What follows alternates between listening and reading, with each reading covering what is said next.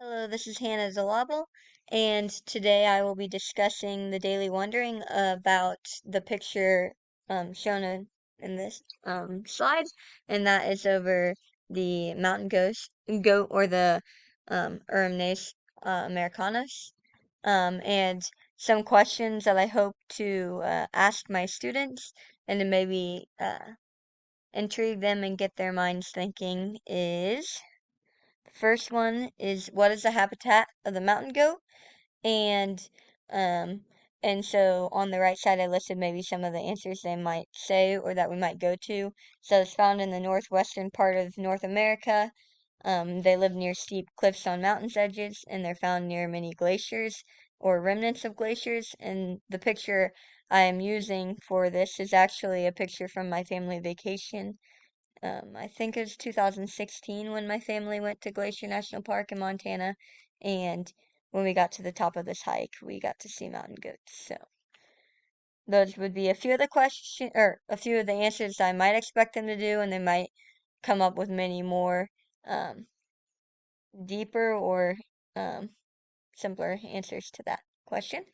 The next one I did was how can climate change impact mountain goats? And we can go over how the loss of glaciers can cause the temperatures to get warmer, which may make the mountain goats have to climb to higher elevations to survive.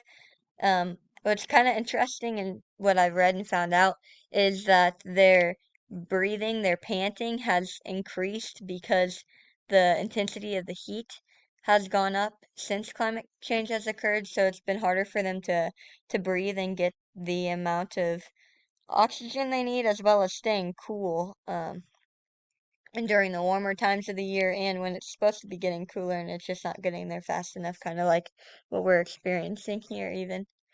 Um, Another thing they might mention is like the number of offspring that might drop due to the loss of habitat change when we're going through dramatic weather changes because of climate change. Um, Mountain goats struggle because if it's deep winters, they might have a hard time keeping their offspring alive and traveling. And if it's also really hot, there's a smaller range for them to live in, which means that in the long run, there'll be less support for many mountain goats. So, I feel like this will be interesting to talk to the students about because I feel like there are a lot of different angles that they can learn from this, and it'd be really interesting to get their ideas. Another one is what other factors aside from glaciers impact mountain goats, just to allow them to keep thinking about ways that mountain goats might be threatened. And some include the predators that they might have, such as grizzly bears and cougars.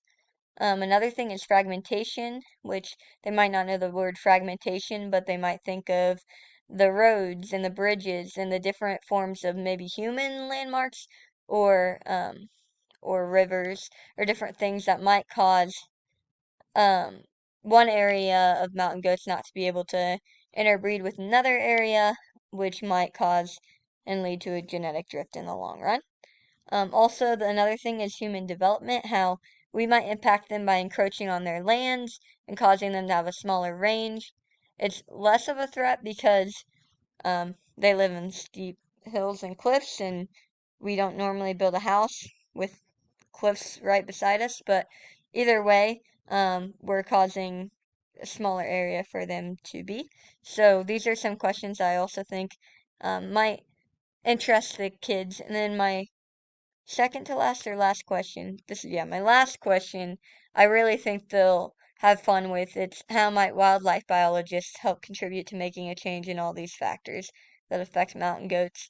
So from this, I kind of get allow them to act like their wildlife manager and get to see ways that they think that they might be able to help either reduce the amount of predators that attack the mountain goats or um, find a way to cool the mountain goats off so they're not getting so hot, or seeing ways that we can allow mountain goats to breed amongst each other even when there are big roads that are being used all the time.